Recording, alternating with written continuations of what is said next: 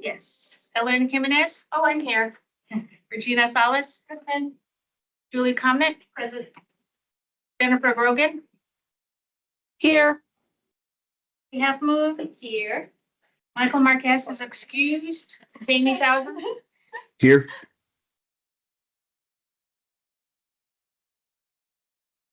Perfect. Thank you so much. Have anybody joining? I guess we don't go there yet.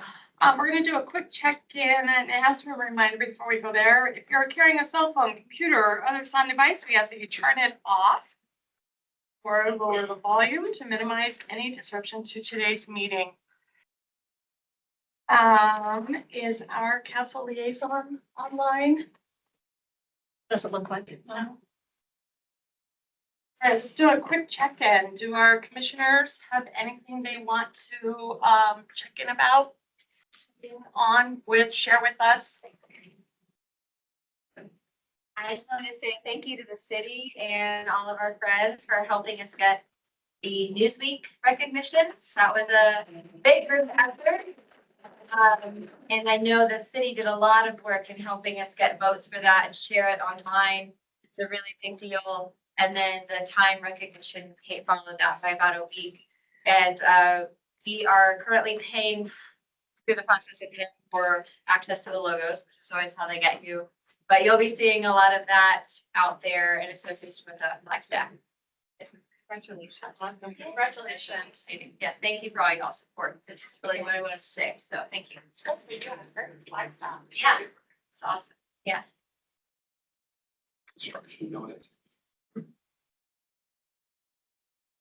I'd like to announce, Cooking knows that our upcoming exhibition that opens April 12th. It's the launch of our Contemporary Indigenous Perspectives program, which will be a biennial exhibition slot held to emerging contemporary voices. This exhibition is curated by local artist Jahan Kieran, and it's called The Future is Indigenous, Messages to the Seventh Generation, and it has 8 contemporary Indigenous artists, not only from the Southwest, but there's an artist from Minnesota and Alaska and a couple other places. It's going to be really exciting. What's the rough date on that again? April 12th to June 7th. Okay. Is there a link for it? There is a link. Can you share I'll it share the link. with Carrie and Share the link with Carrie. Thank you. yeah, for sure. That'd be great. Any other updates, announcements? I have one. So our Arizona for Coconino County, in partnership with our Title I partner for youth programming, Akit Cornac, we are energizing our summer youth Explo, career Explo, short for experiential learning opportunities and also career exploration. So we are looking for employers who would invest on youth age 16 to 24, provide 6 weeks paid internship. At no cost to the employer, we are taking care of our the wages to our WIOA funds. We're looking for employers as well as our young adults who would like to participate in this six weeks paid internship to learn work-ready skills that employers value through paid experiential learning experiences and build confidence and discover career interest. And we start in May. So we are recruiting now for employers and students who will participate. So we're calling out businesses in customer service and hospitality, STEM and IT, public service and governance, and government, health services, as well as local businesses and nonprofits. So if you will please invest in our opportunity. So I have some flyers here. I can send them by email too. Just connect with me and please help get the word out. Thank you. Thank you. Can you send those to Carrie as well? Yes. Yes, definitely. And then I have a quick announcement. Right now, I am a member of the Flagstaff Leadership, and it is recruiting season. So we are accepting applications for the program. Deadline is April 14th. So if anybody's interested, I will send out a flyer as well through Carrie if you want to reach for that or apply.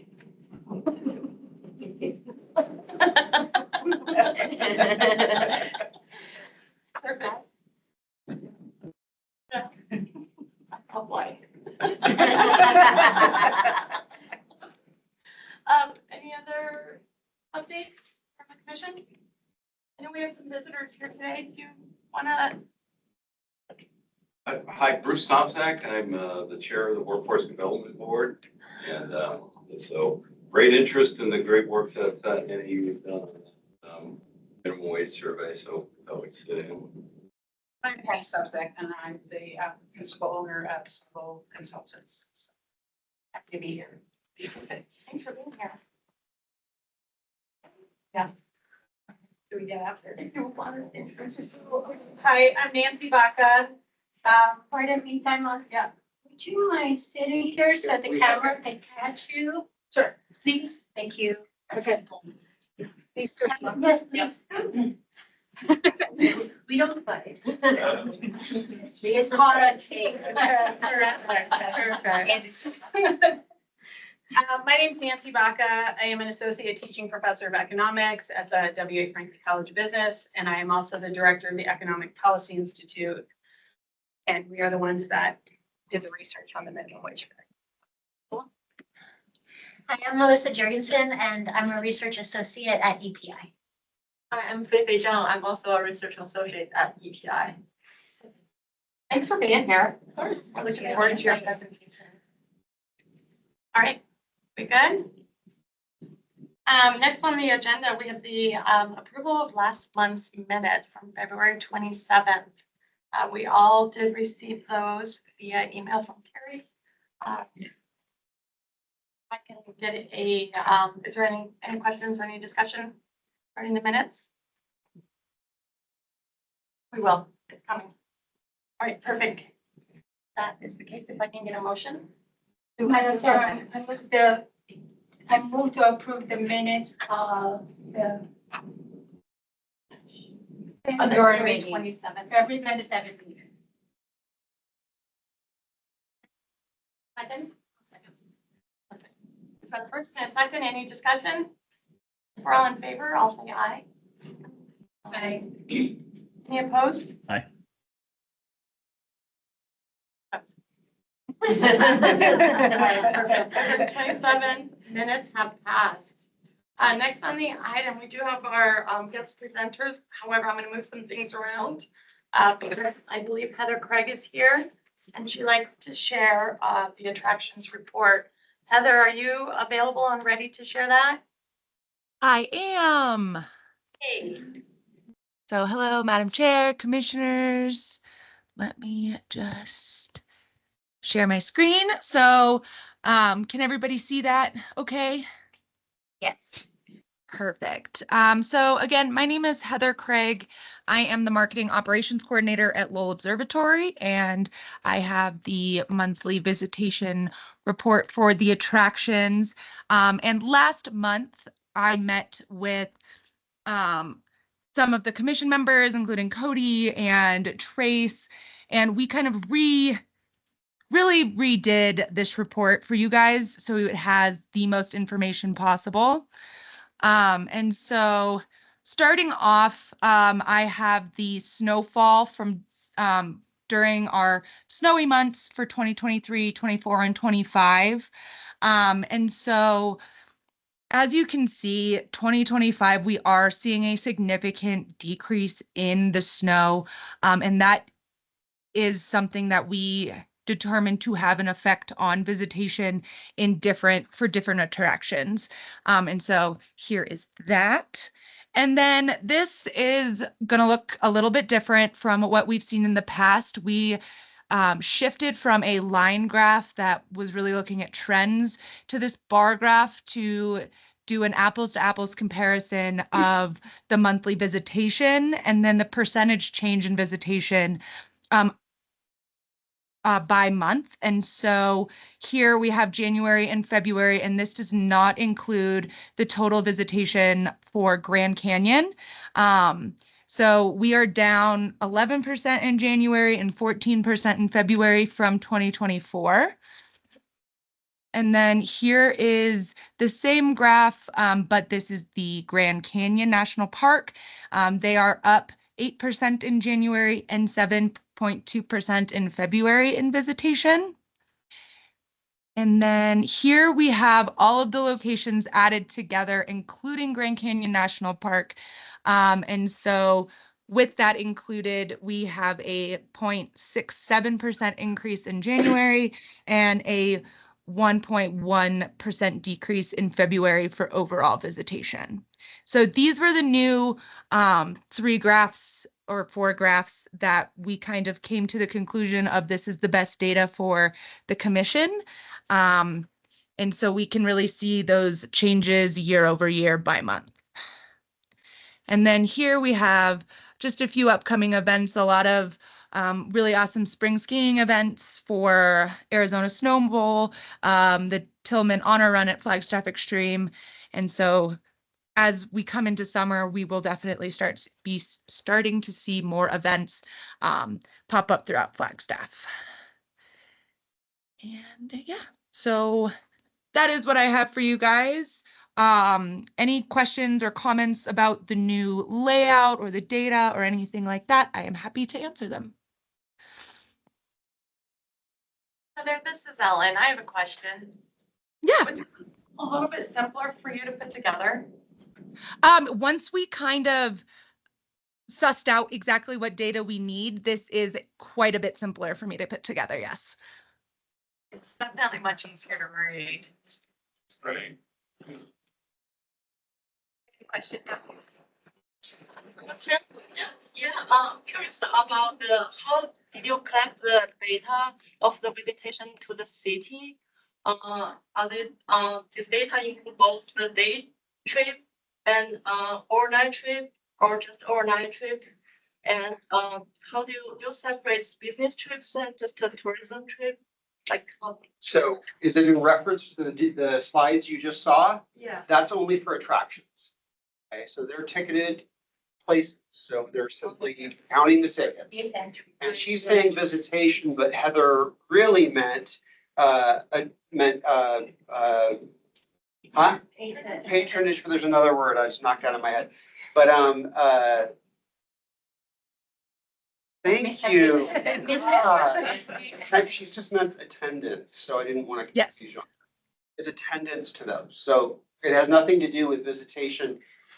It isn't representing the visitation for the city. That's attractions. Yeah, it's just the individual attractions and they send me their attendance each month. The first one is the Nova Observatory, right? Or The first slide is all attractions minus the Grand Canyon. The second slide is the Grand Canyon alone, and the third slide is them combined. okay. So you'll see on the third slide that our scale is up in the hundreds of thousands of visitors, and that's the same scale with the Grand Canyon. And then that scale drops significantly, still by hundreds of thousands, but it's a much smaller scale because the Grand Canyon has so many more visitors each month compared to the other 11 I or would say however this is many. helpful though, especially after seeing the snowfall and how tiny that was. And then then you see this graph and you're like, oh, I mean, 14% decrease isn't great, but that also makes sense because of how very little snow we got. Which you wouldn't be able to see that trend if you just automatically included Grand Canyon. Because of people going to Grand Canyon, no matter what, they've planned a year in advance, snow or not, they're going. So it helps the way that Trace has put the data, organized it, and then Heather has collected it, I think, to see those trends a little bit easier without going through like 28 slides. Yeah. Thank you, Heather. Yeah, absolutely. My pleasure. Go back to your vacation. She's off this week. You're the best. Thanks, guys. All right. We have some guests here today who are going to be sharing. Actually, I should let our vice chair make that introduction for us, if you wouldn't mind. So the study, our Arizona board, Coconino County Workforce Development Board initiated, made a decision to conduct a study on the impact of higher minimum wage on economic and development and workforce development in Coconino County, because our service area is the entire county. NAU Economic Policy Institute was selected in a competitive process. It submitted an excellent, the most amazing proposal out of four proposals from institutions nationwide. The intent of the workforce board in initiating the study is there have been anecdotal stories and evidence of the impact of minimum wage on businesses and workers, small, local mom and pop shop and the big businesses. However, there was no scientific based study on the impact of minimum wage, since it actually the implementation was 2020. And for the workforce board is how does the minimum wage impact the type of work, the quality of work, impact on workers and businesses. And then of course, from the findings of the study, we will be informed. This will be our basis for our future decisions in terms of policy, in terms of programming, in terms of how we prioritize supporting workers, job seekers, and employers in addressing the challenges of minimum wage. And eventually, our goal is to promote high wage, high demand, high skill jobs. So now we bring you the research team from Northern Arizona University's Economic Policy Institute. Thank you, Regina. I don't need to do much more of an introduction, but the first thing I wanted to do was thank the Coconino County Workforce Development Board for trusting us with this project. We know it's really important work. EPI's mission is to provide objective, data-driven research for rural and tribal communities, and this obviously fits well within our mission. And yeah, I'm gonna go ahead and turn it over to two of the researchers on the project. But thank you for having us here today.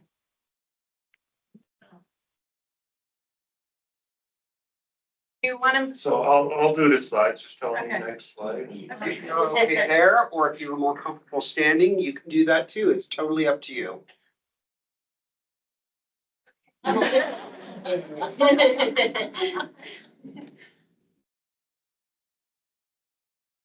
Okay, next slide. Oh, no.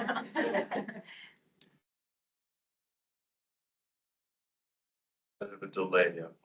That's okay. So this study really sought to answer a really relevant question that the Coconino County Workforce Development posed to us, and it was, what is the impact of the higher minimum wage on economic and workforce development in Coconino County? We also worked on the Coconino County Workforce Development Plan, and working on both of these projects sort of in conjunction was really helpful because it gave a lot of context to this study, because we understood the workforce development by doing the report first. Next slide. Which was approved by the Workforce Arizona Council last week. Awesome. Great. That's great news. Thank you. Great. If you guys need to get up to You're not as memorized? This is only our second presentation. That's okay. Do it makes you comfortable.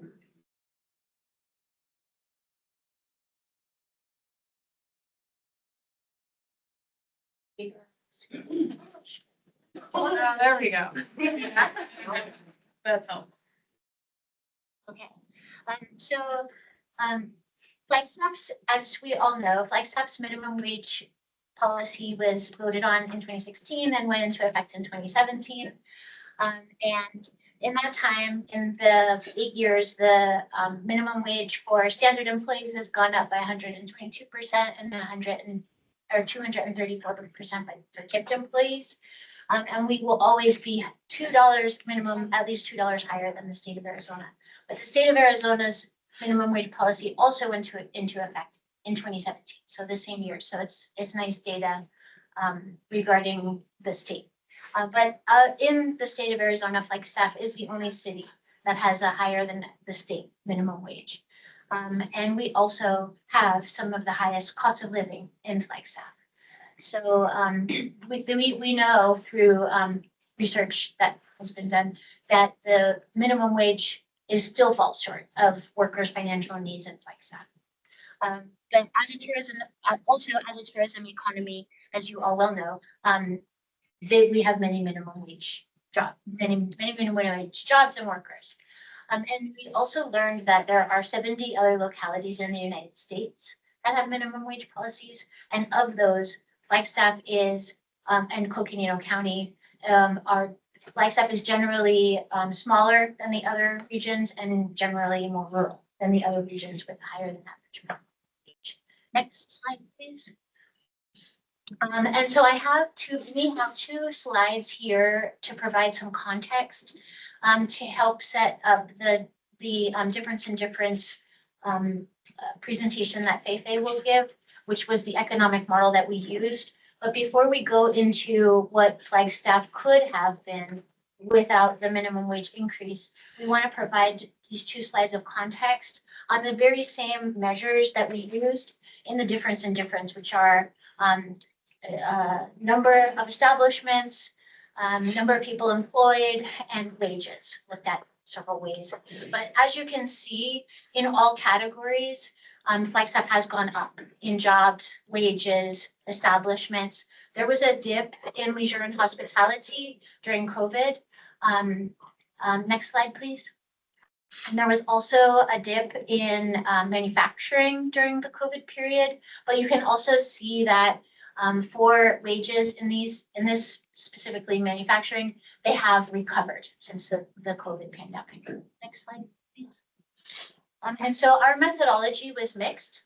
We had both a quantitative aspect where that Feifei will explain using the difference in difference economic model, which is a really cool model that a professor at NAU CU Penn was able to lead us through, where we were able to do the quantitative part of the research. And then the qualitative part included focus groups with businesses and then interviews with workers. Next slide, please. Okay, I'll turn it to me. Okay. So Melissa mentioned difference in difference. So this is an economic model that's standard to measure such, to try to figure out what's the causal relationship and what these factors impact on the economy or on the workforce. So I want to take a little time to explain what is the difference in difference. So to make it a little intuitive, let's think about some hard science, like in physics. If you want to do one experiment and you want to see what is one factor will affect the result of the experiment, you do one without factor and then you keep everything constant. Then you add this factor and you compare these two results. So the difference between these two results will be the impact of this factor. But in social science, it's very hard to do so because this system is more complex and we cannot just isolate one factor. And also we cannot go back in time and ask Flagstaff to not experience this policy change and compare this real Flagstaff and the Flagstaff that we imaginary that no change. So the economists to figure out a solution. We can create a synthetic Flagstaff. So the MSA stands for Metropolitan Statistic Area, and for Flagstaff, MSA is equivalent to Coconino County. And also the 70 localities, we also put them in those MSAs. So we keep them consistent. And also that's the BLS, Bureau of Labor Statistics, their database is based on MSAs. So we have this Flagstaff MSA, then we have 70 localities, and we select those who, they all have minimum wage, but we select those that don't have a minimum wage change, or they have a change less than $1. And then we create this, we call it donor pool, and we put those MSAs, which have this less than $1 minimum wage change after 2017. And then we use a weighted average. That's use a statistic package, use some algorithm to select like part of the MSA, MSA1 and part of MSA2. Then we put them together and we mimic one that looks just like Flagstaff MSA. And then, and before the minimum wage increase into effect in 2017, and how we create this synthetic Flagstaff MSA is they are the same trend, they overlap or they parallel. And after the 2017, we call it policy treatment, when the minimum wage increase into place, then there is divergent trend between these two. And the difference between these two lines will be the true impact just because of this sole factor change, this policy change. So that's the methodology, that's the thinking behind this methodology. Next, please. And as Manisha mentioned, we want to see, and also the research question, what is the impact on the economy and on the workforce? So we look at the economy and the workforce. We break down the economy by industries, and we break down the workforce by occupations. And the data source are both the databases from the BLS. The first one we use is the quarterly census for employment and wage, QCEW database. And for the occupations, we use the database of the occupational employment and wage statistics. So those are based on MSAs and from BLS. And we look at the industries and the occupations. We also use the outcome variables, including the employment, the number of establishments and wages, and then to compare what's the difference between the Flagstaff MSA and the synthetic Flagstaff MSA. Yes, please. Oh, and the industries that we selected are actually based on the workforce development plan. Those are the in-demand industry and also the pillar industries in our region. And the occupations are also what we care most about, like those lower paying jobs and also those higher paying high skill jobs. And like all the social science research methodology, we have this methodology have its limitations because when we establish this synthetic Flagstaff, we make it the same trend as the strip Flagstaff. That's the time period is between 2010 and 2016. And then we assume that the trend will be the same in 2017 to 2023 if the minimum wage increase had not gone into effect. But when we build this synthetic Flagstaff, it looks the same, but there might be difference because it's just different parts of different MSAs put together. The economy might be different. So, and because of the pandemic that happens entirely within the research period, how Flagstaff react to the pandemic might be different from how the synthetic Flagstaff react to the pandemic.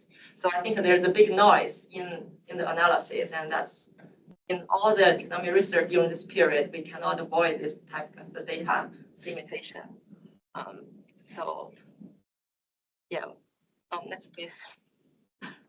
Here are some of the results. We'll show in two slides. This slide shows the industries, and next one will be the occupations. We want to take the two examples to show you how to interpret those the results, because we see there's positive and there's plus and minus signs, there's stars. So there more stars are there. That means more confident we are, more statistically robust about the results. And the positive and negative actually is the difference between the dotted line and the solid line. And the solid line is the real Flagstaff, and the dotted line is the synthetic Flagstaff. So if we take example of the employment in the manufacturing sector, we see a minus 1,800. That means the real Flagstaff have 1,800 fewer people employed than there would have been, or let's say, than the synthetic Flagstaff. So if the policy weren't in place, Flagstaff would gain that 1,800 more jobs in manufacturing. It doesn't mean that it's decreased. If you look at the red line, that's exactly the same as what Melissa presented in the context. So the jobs has rebounded after the pandemic. So it's upward trend. It's just the impact caused by the minimum wage increase is this 1,800 difference. Because without that policy, it would have been that many more. And the same applied to the total wages. Total wage in hospitality, we see $38 million. So you can see that the Flagstaff, the red line Flagstaff is 38 million more than it would have been. So if the policy weren't in place, there wouldn't be that $38 million more. So it actually adds more, 38 million more. It went up, but it's 38 million more than it would have been without the policy in place. That's the impact. Am I clear on this? Is there any?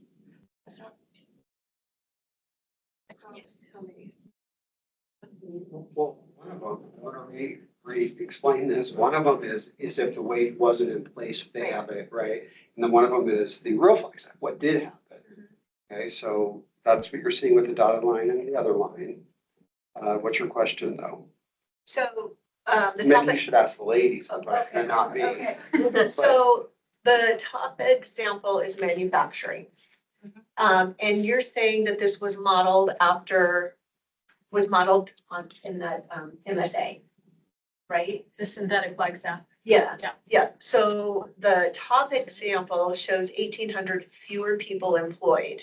Right. Then there would have been. So like That's today, important. because of the wage, there are 18 fewer people employed. Yes. Then there would have been. Okay. That's an important part, Yes, so it it is. would have And it would have been. been. So it's not saying that we have fewer jobs in manufacturing No. between time period A and B. It's saying we have 18 fewer people, jobs in manufacturing than could have been had we not put the minimum. Perfect. I think that would Yes. most likely have been, because there's a fair amount of, Of modeling, well, a fair amount of confidence based on 3 stars. okay, yeah, okay. So, and this is my brain asking this question, but if the minimum wage had not increased as we have it, we would have, 1,800 more jobs in manufacturing. and that's just because of what they can afford to pay. Yes. Like, And same thing with the wages for hospitality, and hospitality covers lodging, attractions, retail, food service, yeah, accommodations. Yeah, that's, all restaurants or just restaurants? it's all kind of lodging, accommodation, food service, attractions, and it's all, you can, the basis of the data too for the jobs and occupations is through the Office of Economic Opportunity, where you have the labor market information. And you can zoom in at per county or the entire state, and you can plug in, type of job or specific economic sector. I find it logical, quite honestly. And that's what I would have expected to see. More or less, And this is aggregated for every industry, just like Regina mentioned, the hospitality industry is aggregated with all the different components in it. So it might be, so Melissa will talk later in the qualitative, we look at through the micro lens, but this one is more macro level. So there might be businesses that pay less wages that it would have been, but there's some that may be paid more than that. So when you add them together, this whole The ones that pay more wouldn't really be affected because the minimum wage doesn't matter as much to them. Or maybe they have more, because of minimum wage, they paid more and they didn't lose their employee, didn't Right. lay off people, so they have paid more. Yeah. And then even though some business might pay to fewer employees and their total payroll decrease, when you aggregate them in one whole industry, the total effect or the overall general effect is that the total wage have been 38 million more than it would have been without the policy into effect. So the synthetic Flagstaff is also what really happened within those MSAs that with the weighted average. So And you said that you have a comparative MSA that mirrored Flagstaff, and did you say where that was? It's a combination, and so if Okay. you looked at that slide, Sure, that sort of had the pie with the different Yeah, pieces. yeah. So Yeah. we took the pieces from the other MSAs, Flagstaff, and sort of created this composite Gotcha, synthetic. perfect. Yeah. Thank you. that's the purpose to simulate the same trends at each of those variable. Yeah, makes good sense, thank you. Next, please. Oh, sorry, this is next. So in terms of occupations, we look at the wages and employment. There are also two examples to show how to interpret this. So for the median annual wage in retail salesperson, that's one occupation. The wage is $3,300 more than it would have been without if the policy weren't in place. And then for the healthcare, so healthcare is a occupation group. So it includes all the different type of doctors and health aides. So all type of healthcare profession within this occupation group. And that's $4,700 less than it would have been if the policy weren't in place. But if we look at the line, actually their pay also for a time period, if you look at time series data, it increased. It's just, it could have been 4,700 more. But the effects, so the impacts of the minimum wage increase make it 4,700 less than it would have been. And also, I noticed there's an error in the slide, and it's not million in the graphs when it says it's 3,300, that's actually dollars. Okay. It's not million. Oh, sorry, Yes, median. yeah, median. $23. Sorry about that. We'll correct that. But it's not saying that wages didn't go up in those categories, because clearly they did. It's just saying what the difference would have been policy versus non-policy.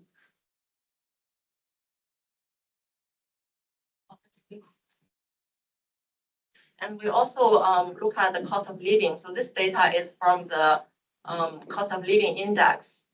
It's a national organization collects the cost of living data from all different cities, towns.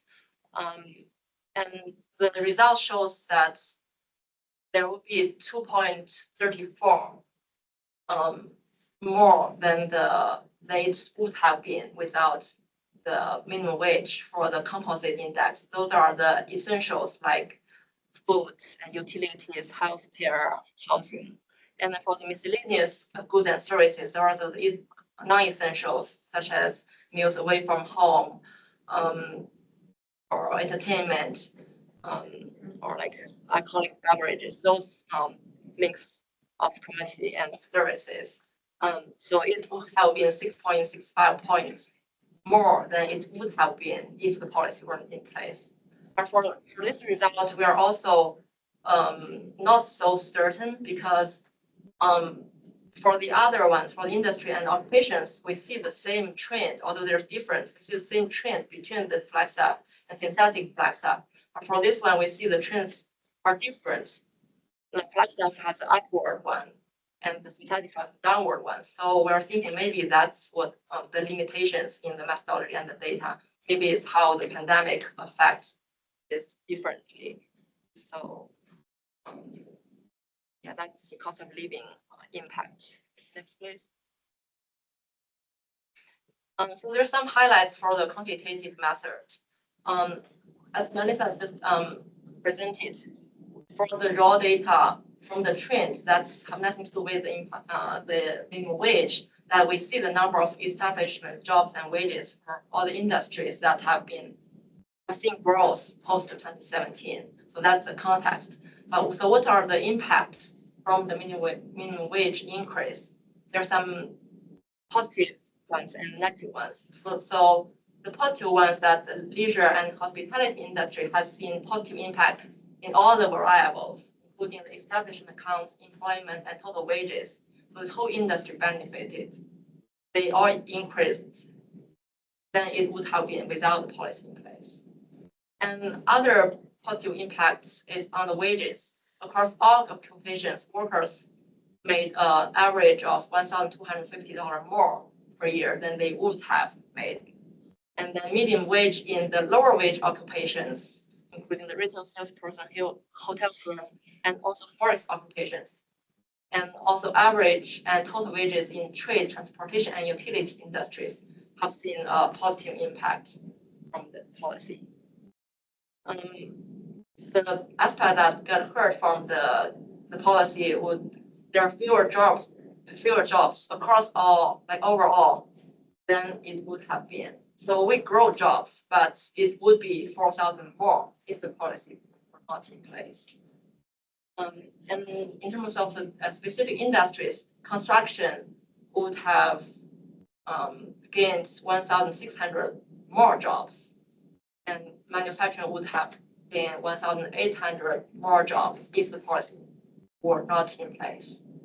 And also scientific occupation have that negative impact as well.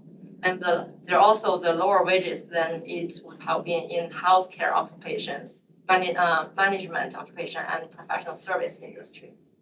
So those are the negatives of those industries that got hurt. They're not decreasing, it's just they didn't increase as much as they have been.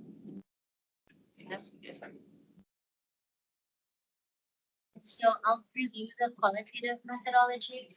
And as I mentioned, we did 3 different focus groups with business owners and managers. We had 22 participants. We had 41 who registered, but in the end, we had 22 who actually participated. And then employee interviews, we had 16 who actually participated. And we really we worked very closely with the Coconino County Workforce Development Board and staff to try to get as many people to participate in the qualitative research as possible. And we were just kind of limited on time, but then we really did try everything to get those voices, like stopping people on the street. Those were hard won, those few numbers that you see up there. But anyway, that's what we ended up with for the qualitative data. Next, please. There was a bit of reluctance to participate in the qualitative study. Totally sense. Yes, absolutely. And so the next 4 slides are from the business owner and manager perspective, both impacts and then solutions. And then the 2 slides after that will be from the workers' perspective, both impacts of the policy and then solutions for mitigating some of the negative impacts. So I know you all have this presentation and it's pretty, I'll just go through what the businesses in summary, what they said are the major impacts. And we had businesses from, okay, let me see. Let's here. From the industries.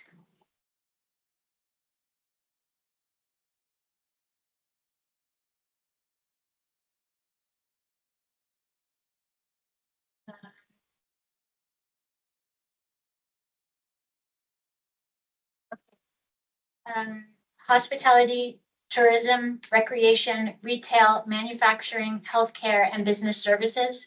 And the business size range from 5 to 3,500.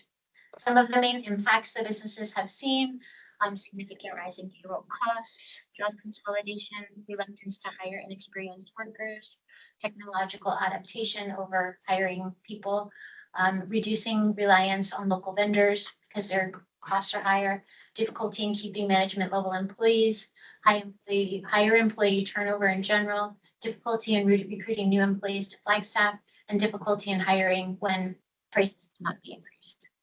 Next, please.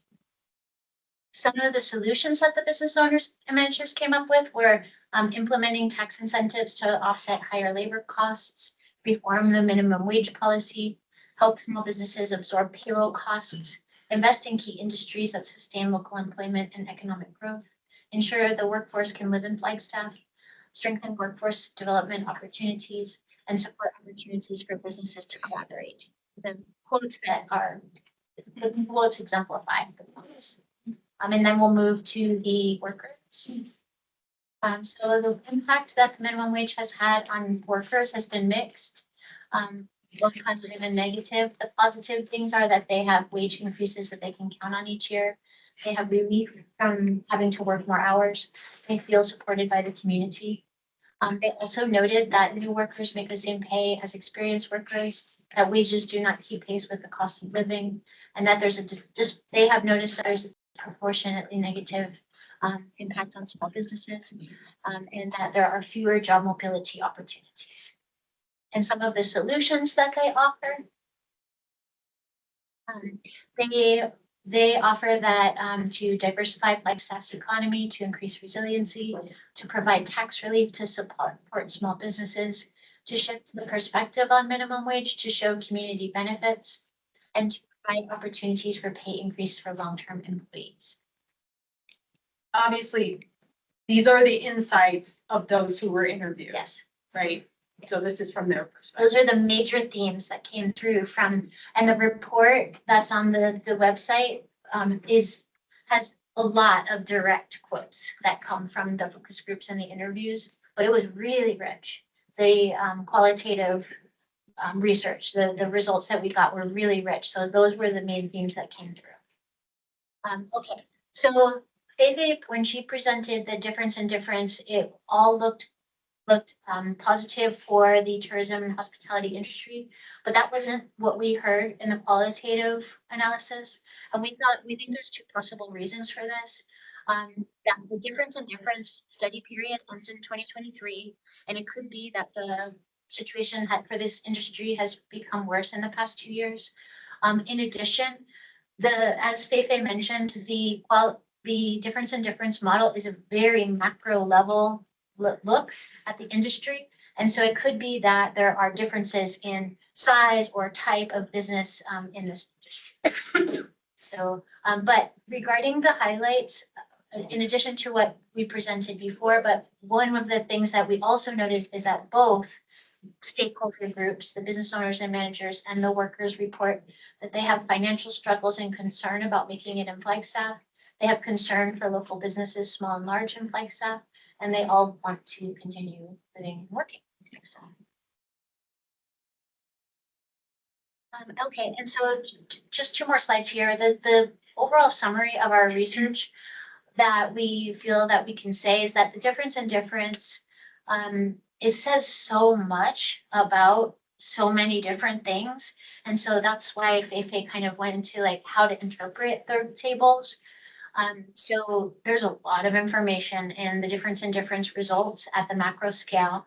And that we also see that the results are mixed. But depending on what you're looking for, you know how to find it and what it means.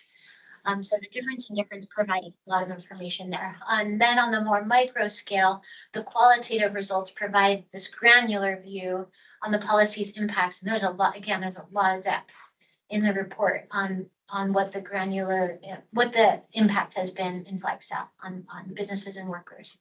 And the qualitative results also revealed, as you saw, a collection of proposed solutions from the stakeholders about mitigating the negative impacts of the policy.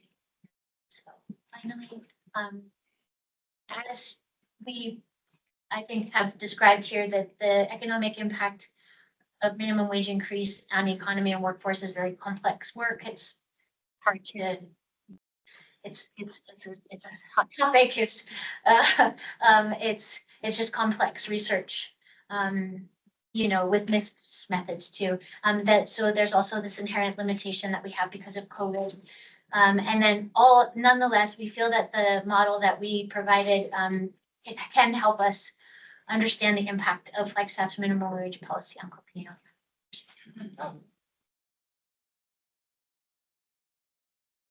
It's the best methods and data available. Can I also just do like a quick kind of like,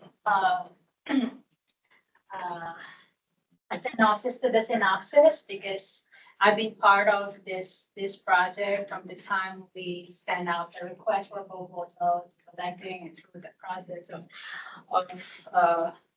and I shared the frustration that the team had, like calling businesses and workers and unions to participate. Even HR can send a word out, you know, we need participation in the study. And we tried. And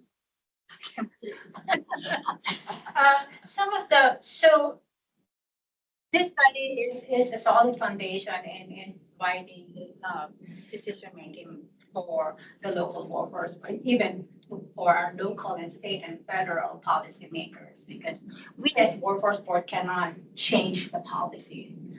What we can do is use our workforce development programs that, you know, the on-the-job training, the internship, the work experience and combat work training, apprenticeship, pre-apprenticeship program to support that to provide, you know, talent and skills that the industry requires. At the same time, when employers invest in their workers, we can offset the payroll costs. But there's some like macroeconomic points that can be gleaned from the study. So first, our employment rate is shrinking with projected population slowdown. That's kind of like what the population in Coconino County is. And we have a tight labor market that may hinder, you know, may affect the economic growth. And this was called out in the study. Housing costs pose a significant barrier to workforce reduction and even attracting workers to work in Flagstaff. And it called out some potential solution in addressing workforce housing, diversification of Flagstaff economy, strengthening wraparound services, expand childcare, transportation, and workforce training to increase labor participation, as well as innovative support for businesses. I think the tax incentives was called out and other ways to offset the cost of doing business in Flagstaff. Just in the first 3 months of this year, we've seen some business closure, including the imminent closure of Friend Manufacturing Company in Flagstaff. They produce thermoform plastic specific. The Flagstaff location specifically manufactures plastic for medical packaging. It will impact 47 employees, including the plant manager. So businesses are and business closures last year, we've seen some, of course, Big Lots was a corporate decision. And then we have Shopstill, a company with it's a manufacturer steel in Belmont. It displaced 63 workers and they closed at the end of August last year. And then we had some restaurants, Cucina, Grimaldi's, Coco's, and then some other areas. So, and most of these businesses have identified the higher cost of doing business in Coconino County, like Metro Flagstaff in particular, as well as higher minimum wage as major variables in closing down their operations in Flagstaff and Coconino County. What was the timeline for the survey? It was November and December. And it was about 4 weeks. It was like end November into early December because we needed to get the IRB approval from NAU first. So it was a 4-month study and we had about 4 weeks of qualitative data collection. Sure. Always they're gonna say no. But also finding some sort of a mechanism to inspire people to participate in the survey.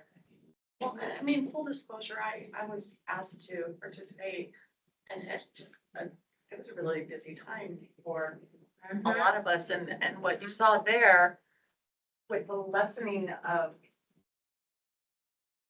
we're doing more with less. It's our world. Yeah, one person, a lot.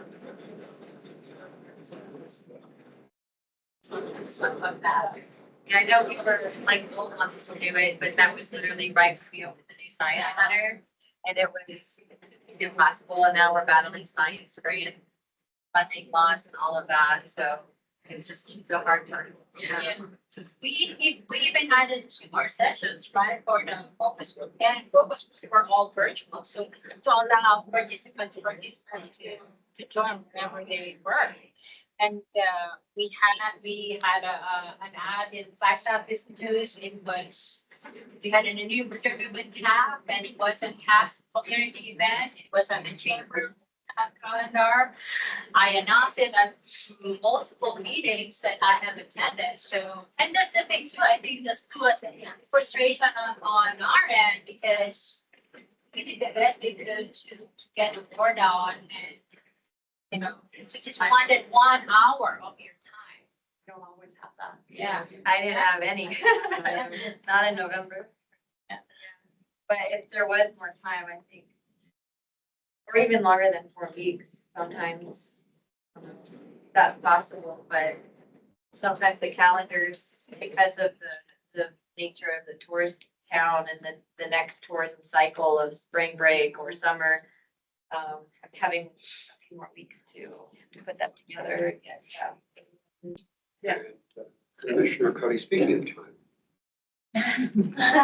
we have a hard stop at 8:40, so I'd like to. Thank you. Yeah, of course. Of course. Thanks for giving us the opportunity. Really appreciate it. Thank you. One last thing, well, depending on funding availability, we can revisit the study in like 2 to 3 years and even focus on industry specific study, like let's start focus on tourism, hospitality. Give us longer. Yes, Longer than, yeah. yes. All right. Thank you. We're gonna move on to our next item. We have an attractions report, treasurer and staff reports from Discover Flagstaff. Madam Chair, Vice Chair, and Commission, please allow us to present our marketing report for February. And I'm just going to turn it right over to the next slide, which I think is Isabel. No, it's not. Are you doing it for pricing? Excellent, please. Good afternoon, Commissioners. Lori Pappas, Marketing and Media Relations VP. I'm stepping in for Ryan, who is actually in Europe on a mission with the Arizona Office of Tourism. Love it.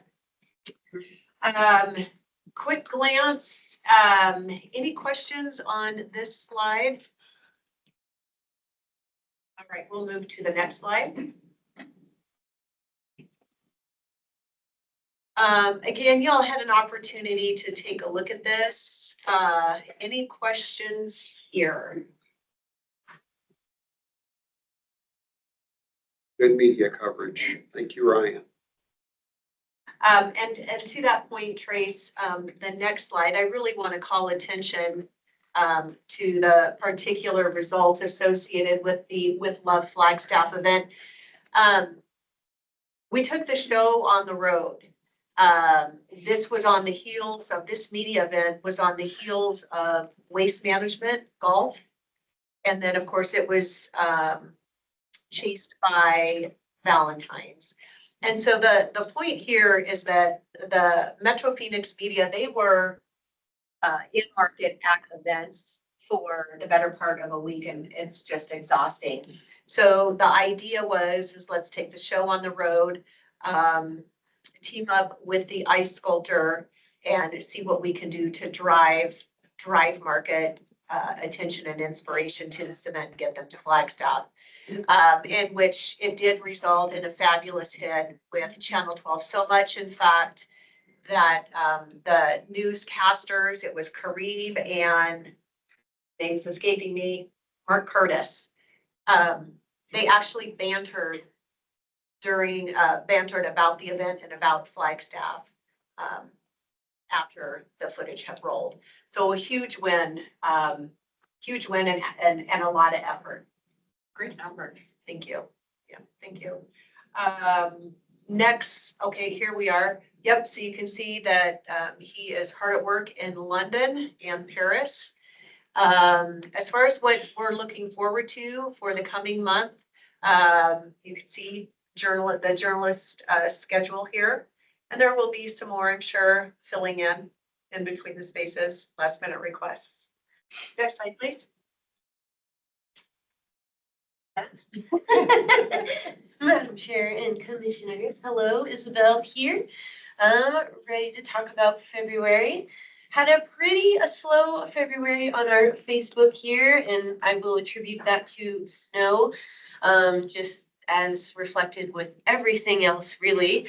Our top post this month was on the Macmillan, a then and now post. Did start picking up towards the end, and I will share more in the next slides. But folks still continue to love our hiking 1, 2, 3 posts and then and nows. Really pushed Beer Week this month as well, with a total reach of 23,509 across 12 posts. And also pushing our Heart Flagstaff, as we saw in the last slides, with a reach of 8,324 across 3 posts. Next slide, please. Thank you. I did want to show one video which came from our Welcome to Arizona partnership, which I won't delve too deep into, since I know Lori will be covering a little bit more on that. Ralph, if you could. So this is a video that they came up and shot, and You see the the 66 voiceover basic was great. passport, which you can download now. Stop 1, Arizona, where we observe North American animals in their natural habitats. We even had some Arctic wolves following us. The park also features Fort Arizona, a 20-acre walkthrough area with zoo-like exhibits. Stop 2, the Orpheum Theater, where we enjoyed the Brew Ha Ha Festival that features craft beer and cocktails that showcase the best local breweries. Or enjoy musical shows like Roger Klein and the Peacemakers, who perform worldwide. Stop 3, Mother Road Brewing Company and the Sidecar Grill Tower Station IPA is the top-selling Arizona brewed IPA in the state. You'll have a great time trying their IPA flights and this amazing loader tater tuffle. Stop 4, the Americana Motor Hotel. Voted one of the 10 best motels by USA Today, with its retro-futuristic design, they even had some bikes for us to ride and enjoy the weather. Top 5, Toasted Owl, where everything is for sale. We loved how they made us feel welcome and their large servings got us ready to start the day. Follow us for more of the best things to do in Arizona. So yeah, thank you. I'm really stoked about that partnership. So that video had a reach of 87,000 with over 4,900 engagements. So great. Next slide, please. And flag haps are pretty on the usual, continuing to get our follower count up each week, with a pretty consistent open rate of 36% this past month and a pretty consistent click-through rate of 2%. Next slide, please. So we've got some memes, as you can see, which I don't know if you saw recently on our socials this past couple of weeks. It did pretty well, so I'm excited to share that next to you. They're funny, okay? People like them, I don't know. So yeah, and the other video that we collabed with Welcome to Arizona did kind of fall in March, but it was highlighting our snow, and it blew the other video out of the water, if I'm being honest, but still great exposure for us, so. You gotta mix it up. Exactly. A little bit of snow. A little bit of snow. All right, Isabel, thank you. We're going to look at our email campaigns. So Sabrina is out of office, so filling in for her and sharing some of the results of her good work.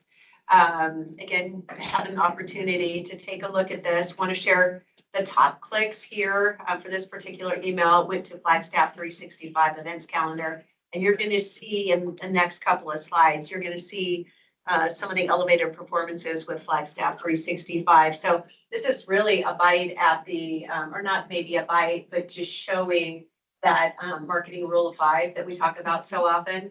And it's social media, it's email, it's marketing, it's content creation, it's our sales team. It's just everybody rowing in the right direction or in the same direction, which is the right direction. Next slide, please.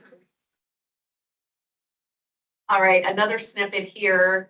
The subject headline Sabrina's calling attention to is upcoming opportunities, which was in 2024 was upcoming opportunities. The 2025 headline was show your love for Flagstaff. So let's see, she did not put a number here. Wait, there was a 43% decrease in open rate.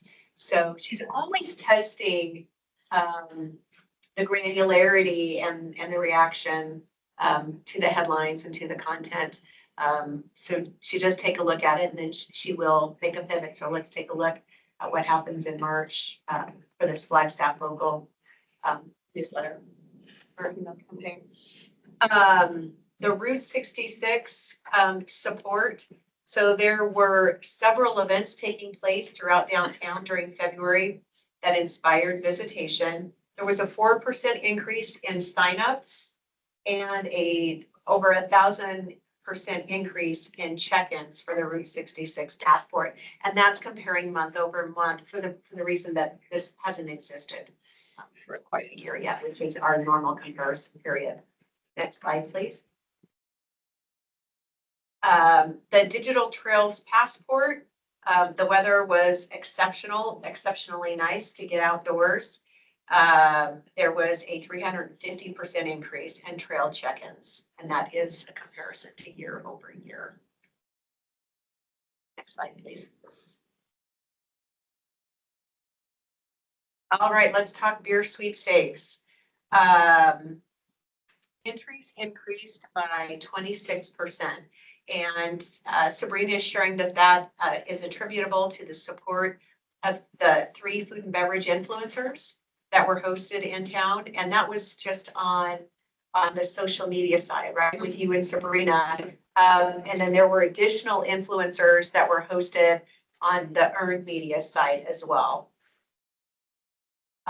Next slide, please.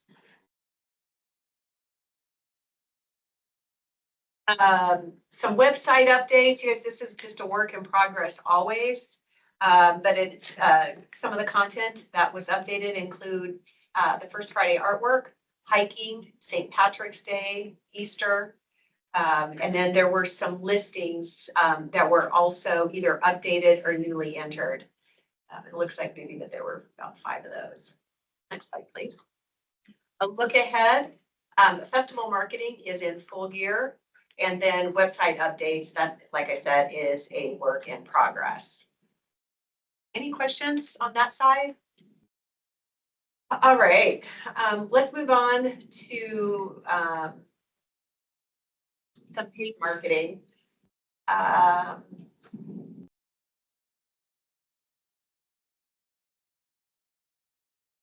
So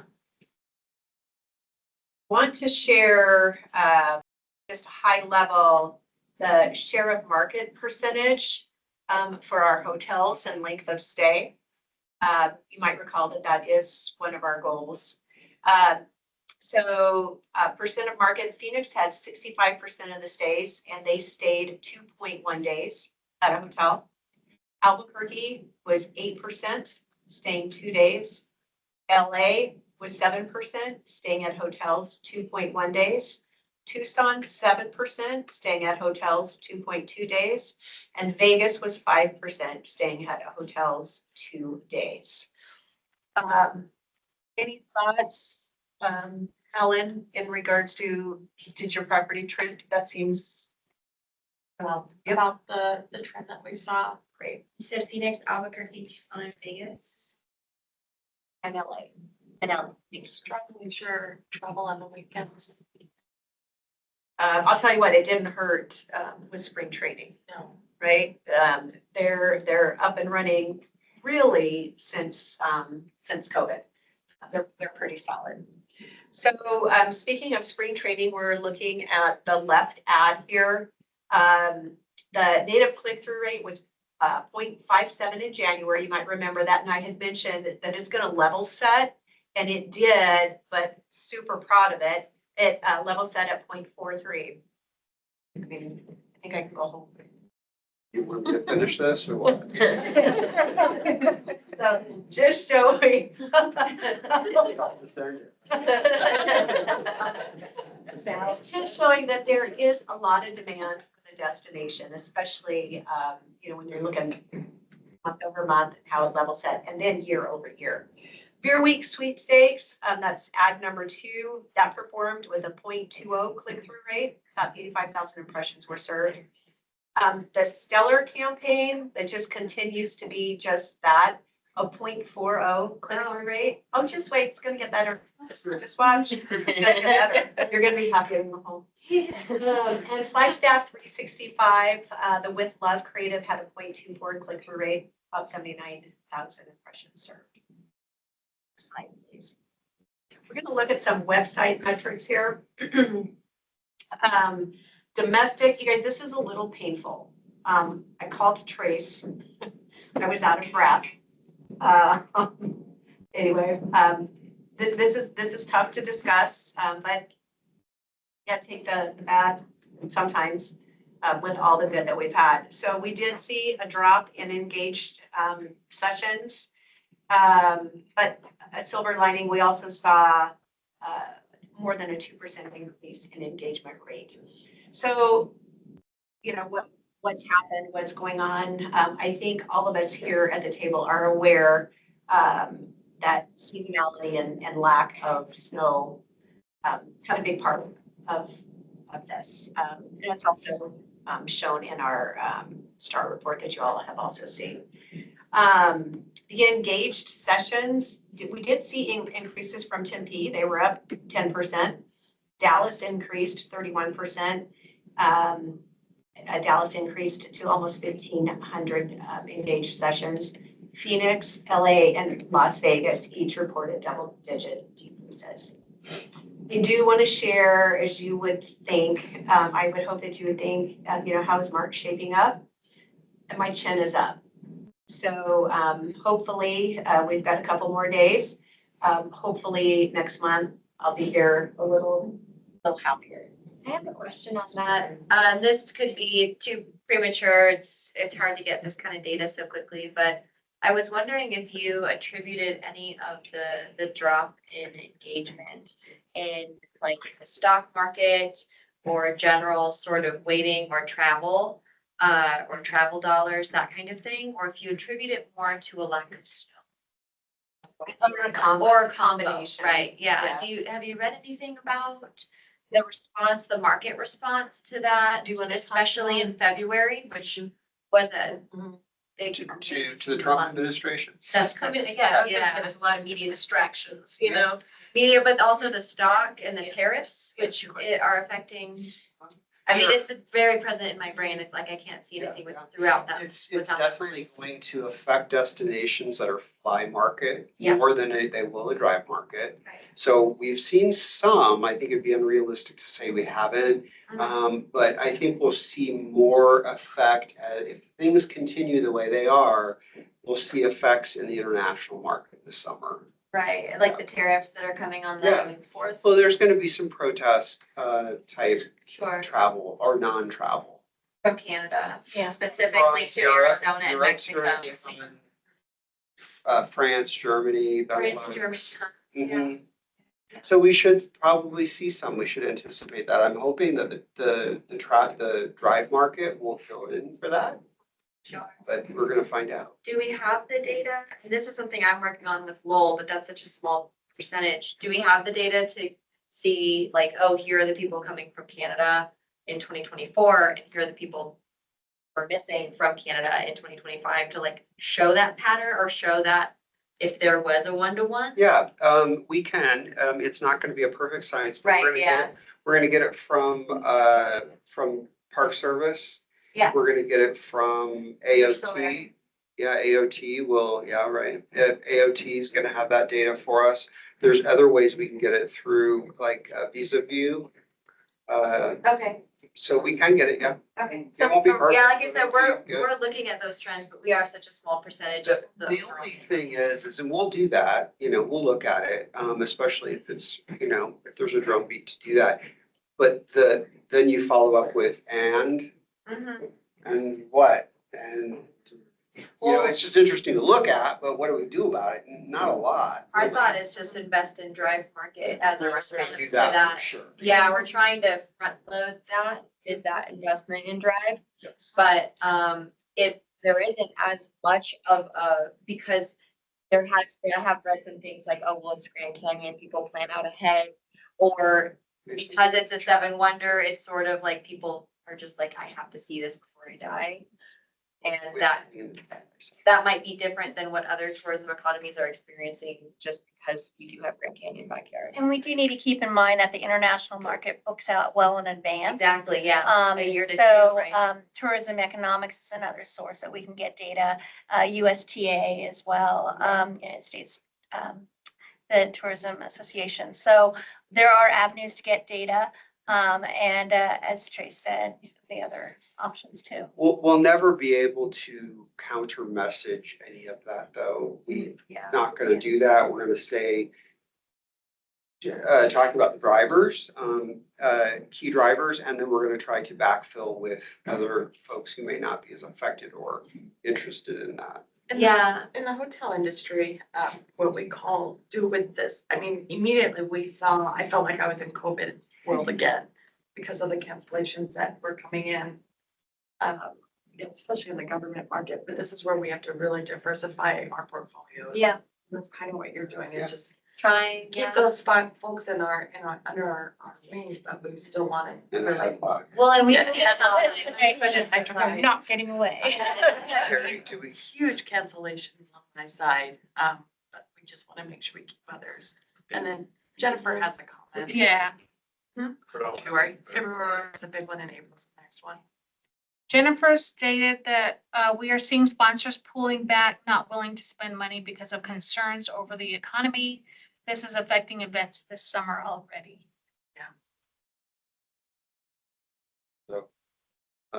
Yeah, we will continue to pluck the lowest fruit Yeah. and to try to get the folks who it's not as affecting to come. Right. I love Phoenix and Vegas. Love on. Yeah. A lot. Albuquerque. Yeah.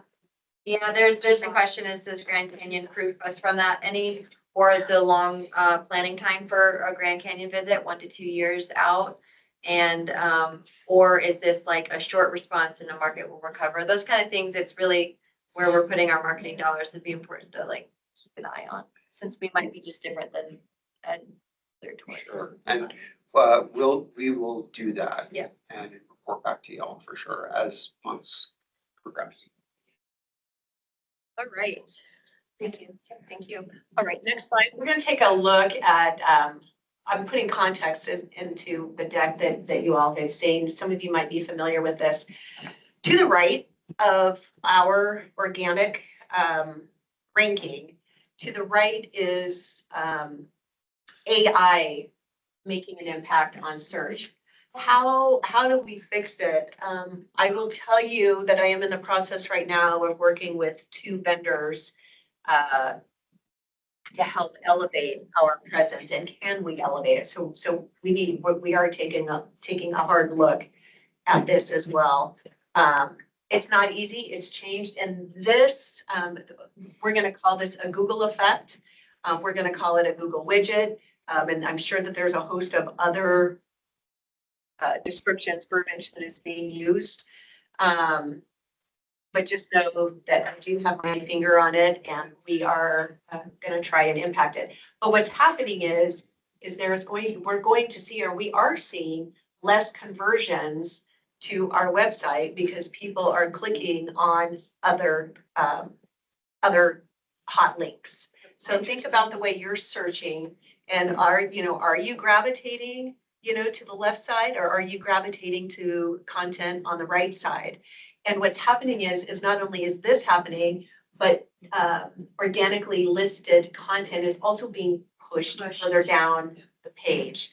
So it's a tough rodeo out there, but we've managed to get ahead of Google in the past. And so we're ready for the challenge. Next slide, please. We have Here's- noticed that AI keeps calling it the Flagstaff Observatory, is the way that Google's AI calls, which is interesting, which we don't care. I mean, it's one of our keywords too, but it's like, okay. All right, so website behavior and page views. Again, a little bit painful, but look at the big win for Flag 365. So it is certainly resonating. Super, super good to see. Any questions, Jared? Shows more intentional travel, right? Because 365 is for planners. Yep. Yeah. So that's interesting. Let's take a look at the next slide. And this is just kind of discussing a little bit what I had alluded to, is that our engagement rate is up. So content is relevant. It's what they want to read. And when they're on site, they are. Things to do is next slide. And that did take a little bit of a decrease here. Next slide. That looks familiar. That looks. It looks It was really cool, like to give context for that scene. I'm missing his name right now, but the person who owns Arizona, Sean. He had one of the keepers let us take his truck through this exhibit. And we waited until everyone left and he yelled out the window, "Hey, wolves!" And they all followed us the entire time. They associate that truck with food. But it was great for the camera, so I'm happy. Yeah, of course. So, yeah. Wolves on demand. I know. Look at my house, I have schnauzers on demand. Always on demand. Want that on video. Do you want to go through some of the analytics that are here? Oh, man, I've got it. Too. Okay. So again, this was the partnership with Welcome to Arizona. You had mentioned that there's almost 500,000 followers on TikTok. Is Yes. that's static, their account? That's their account. Okay. The Route 66 video analytics, we received 126,000 views, 87,000 in reach, and 4,900 engagements. Wow. About 1,000 of those were shares too, which I thought was really interesting. Very nice. So, Yeah. And then speaking to the snow video, there were 1 million views, 721,000 in reach, and hold on to this one, 101,000 engagements. Oh my God. What were they doing? What were the engagements? Were they shares? Shares, tags? likes, comments, people tagging each other, people just posting it in the story. Yeah. Good job. Super good job. And very similar performance with TikTok. Yep. You also asked them to share our snowometer and responsible snow play via an IG story. It received almost 12,000 views, a reach of nearly 11,000. Good job. Thank you. Super good. Gotta layer it all in, you know? Yes, yes. Yep. Great. Thank you, Isabel. Next slide. Phoenix billboards in the month of February garnered 1.5 million impressions. And the supported campaigns, including the craft brewers, the special event with Love Flagstaff, and then the City of Seven Wonders, which y'all saw last month. And that is targeting our visitors. Good. Thank you. Next slide, please. I wanted to give a little glimpse into some paid media and how we were communicating to Phoenix while we were getting the snow, just to tell them what we've told them, because we're going to tell them again, on responsible snow play and what the sentiment is of the community. So this is a screenshot of a homepage taken over. This was with Channel 3. Yeah. And on the next slide, we have an opportunity to talk about the marketing plan that came up from Commissioner Thousand last month. And I know that y'all had a chance, you may have had a chance to look at it. It's a pretty long document. So just wanted to discuss or put the question out there. Do y'all want to talk about it today? You want to talk about it on another day? You want to send me an email? How would you like to go forward with it? Did you have a chance to look at it? About shutting down some of the access areas, right? It's not so much about us shutting it down. It's about- Flagstaff and the iconic Route 66, using the 66 Think feet to about, be passable. if things do close, how do we Then how pivot? do we respond? If you haven't had time, take a peek at it and let's revisit it next time. But I did just wanted to ask, did anybody have any immediate questions? Looking to those virtually. Lori, this is Jamie. I have not had a chance to read through this yet, but I really appreciate you guys putting it together and I'll put a set of eyes on it. And I do think that this is kind of one of those Pandora box items. Once we open it, we might spend a lot of time on it. So I think, yeah, the next meeting makes a lot more sense. Yeah, that's perfectly fine. Thank you. Yep, all right. It's also really important. We want to give it the time it deserves. Absolutely. Yep, absolutely. It's a well thought out document and I was like, this is too well thought out for the 10 minutes I have for it. So I saved it. Thanks, Cody. Thanks. Yeah, and it does have opportunity to be evergreen, right? We don't know when this could occur, right? It could occur again. So we'll have to, it's definitely a breathing document. All right, guys, thank you for that. Next slide, please. Some more follow-up to last month. We did go back and redesign the badges. I think the difference between the two sets, the top set and the bottom set, is just the word Flagstaff added to the top. Any thoughts here as far as preference? I like the QR codes on the right just for a quick scan, for like a window sticker or something. So those were intended for badges to live on your website. Yeah. Would it be possible to get a print out of that for people that don't want to take the 8.5?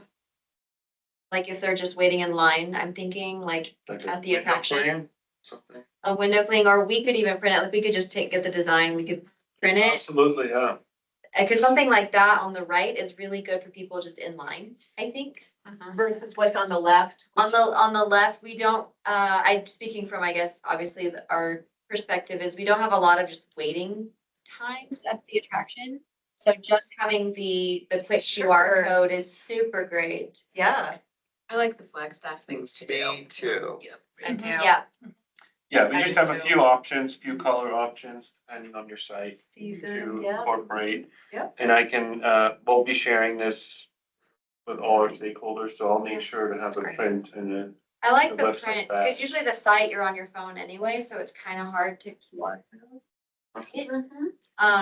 We use the left ones at the hotel in our bar area. Yeah, we have them, well, we have them like in the lobby area, but we noticed that people aren't waiting there. They're just in line and then they go to the attraction. There's not like a sit spot except for the cafe, and there's just kind of eat because it's a lunch spot.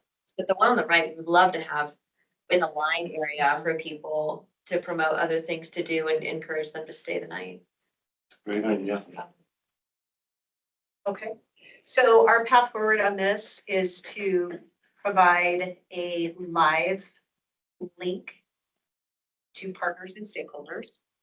And then also to do some sort of a small decal, if you will, right? Anything else? That's great. Okay. And then maybe using note from director or some sort of partner communication to make the broadcast larger reach. Perfect. Either way, no. Note from the director, and then always if in doubt, always check our stakeholder page on the Yeah, coverflagstaff.com, and I'll make sure it's available there for them. Yeah, we can put it on our TV screen in the cafe as well.